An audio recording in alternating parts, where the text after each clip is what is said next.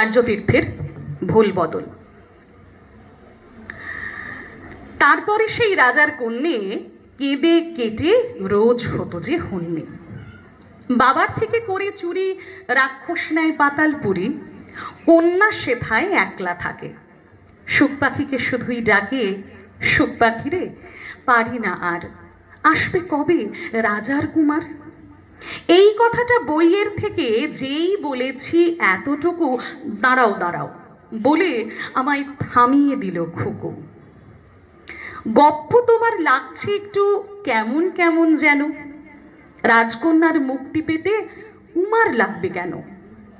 আমি বলি আমতা করে এমনই তো রূপ কথা হয়, পক্ষীরাজে রাজপুত্তুর এসেই পড়ে সঠিক সময়।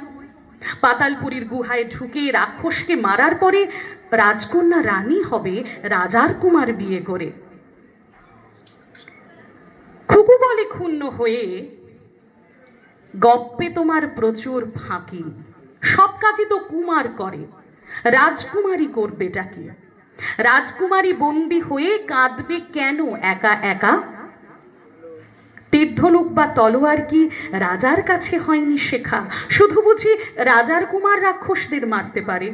তোমার গল্পে রাজকুমারের এক্সট্রা রোল একেবারে। কন্যা মারে রাক্ষসদের, কন্যা মারে রাক্ষসদের এমন কোনো গল্প জানো? আমি বলি রূপকথাতে এমন গল্প নেই তো কোনো। খুকু বলল রেগে গিয়ে, তোমার এসব গল্প পচা, কুমার এলে রক্ষা পাবে সেটা আবার কেমন বাঁচা? মেয়েরা নিজেও বাঁচতে পারে, মেয়েরা নিজেও বাঁচতে পারে, এটা এবার বুঝতে শেখো। মান্ধাত্তার ওই রূপকথাদের গল্প এবার উল্টে লেখো। এখনো সূর্য ওঠে, বৃষ্টি পড়ে এবং কবিতা লেখা হয়। ধন্যবাদ সকলকে।